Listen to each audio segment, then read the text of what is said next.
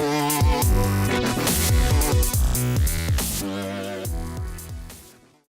guys, welcome back to Cinema 4D Tutorials. It's been a long time, but today we're gonna learn how to move around the points of the splines at once the spline is in your workspace, and we're also gonna look at a few new splines called the primitive splines. The primitive splines are blue in color and located right under your splines toolbar over here.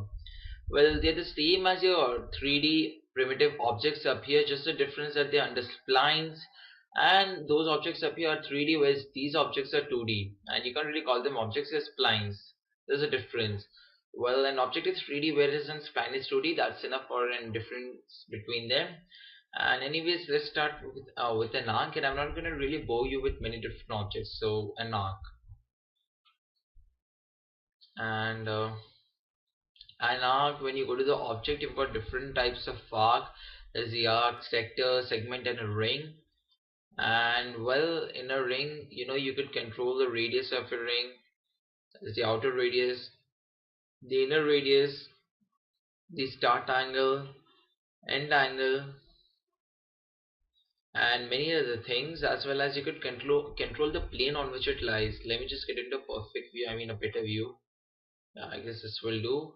So if I increase my start angle, decrease my start angle, then you notice that if I click on my XY, I mean the plane, I get three options, that are the XY plane, the ZY plane, and the XZ plane. Well, if I click the XY plane, my object would lie on the Y and the X plane, whereas if I click on the ZY plane, it lies on my Z and the Y plane, where you could look from here.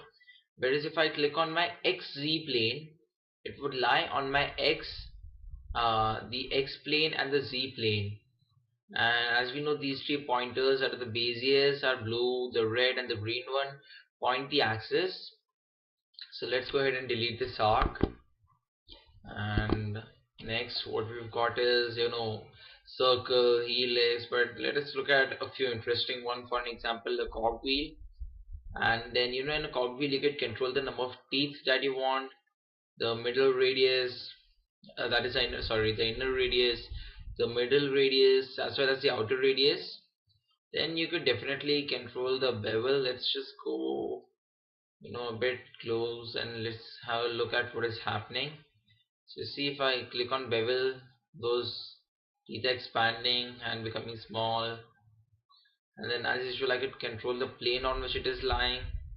And we're going to look at the intermediate points and the angle at a later stage when we professionalize this. So let's look at the flower now.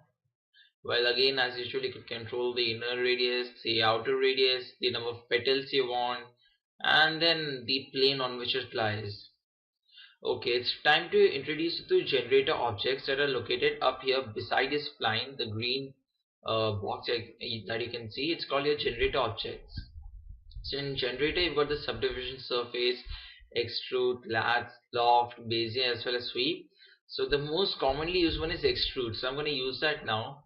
What this extrude does is that if I get my 2D object, that is this flower, I mean if I try to render it out right now, it won't be visible in my rendered view. See?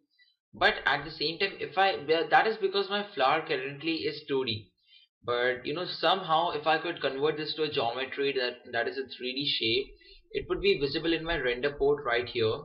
So how do I do that?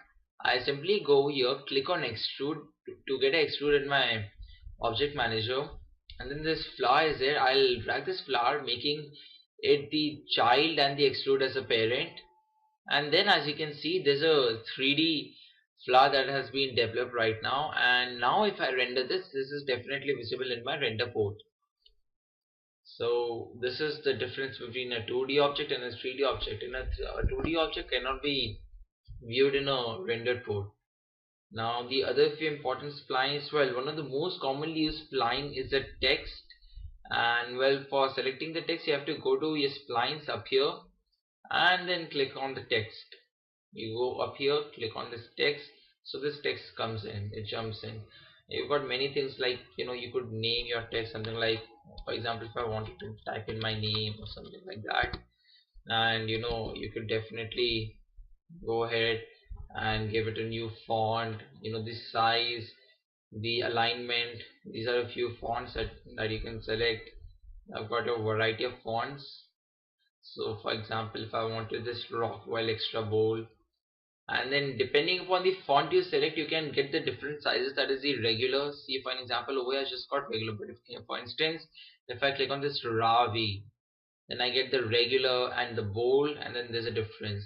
Since this object, that is this Rockwell, is already bold, I don't get an option called as bold over here, but I've got the alignment, middle, right, left, and other things. So I put in the middle and then zoom out. So here's my name. And if I want to make it 2D, sorry, 3D, I go to my generate objects, click on extrude, and get the text under extrude, and then you can simply zoom in and click on render. So there's my name and it's been rendered. Well, I'll be putting a separate tutorial to show that how could you make this name look really cool, but for now let's just leave it because we've got to cover up many other things. So let's delete this, and now let's get back to our maybe linear.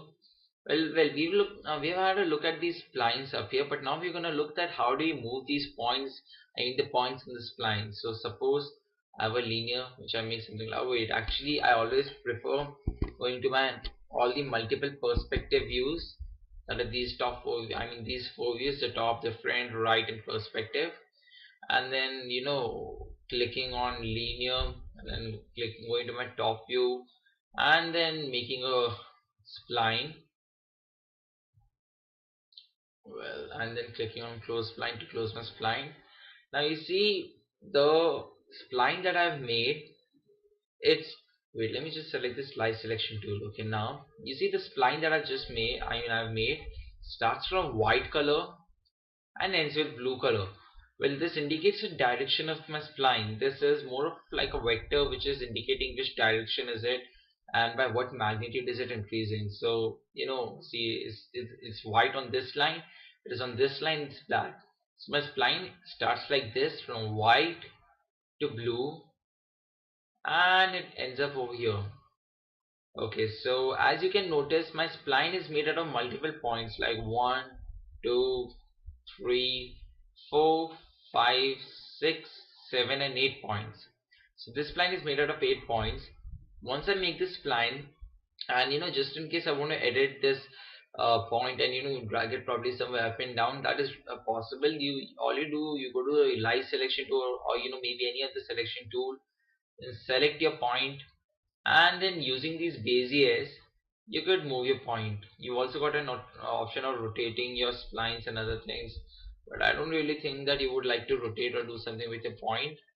So anyways, let's get back to move. You see, you can move your splines like this, and then doing many other interesting things, giving it a new look or something probably. And okay, fine, it's time to show you one more thing. Let me get this spline down and this line on the side. So as you can see, when my spline is ending, it's pretty much sharpened over here. I mean, I want a smooth curve. So what I could do, first I would zoom in, and I would zoom in, then I would click on my move tool, select the point, right click. Wait, I have to click on my light selection tool, click on the point, then right click and click on the there's something called as soft interpolation, or yeah, it's right here. I click on my soft interpolation and it would become smooth. See my curve. So you could have a lot of more fun with that. See, like I click on this and I click on soft interpolation, I could make everything look soft. It's nothing but just like a Bezier with a perfect curve. And this way you see all my spline have been curved up over here. And also for an instance, suppose I want to break my point, this point over here, this spline point, into two pieces, then that's not hard work. You go to slice selection, click over here, right click, and then there's something called as a chamfer. You click on the chamfer and then you just pull it. So as you can see, there are 2 points coming out now. That one point has split it to 2 points. So this is how chamfer works, and if I wanted to undo, I could definitely undo it by clicking Control Z and other stuff. So this is all about moving your point in Cinema 4D once the spline is in there. And do watch the next tutorial, in which, as I told you, that my name's gonna be there, and in fact you put in your name and then they'll make it look really cool, and I'm gonna show that it's gonna be really swag, guys. Okay, bye and peace.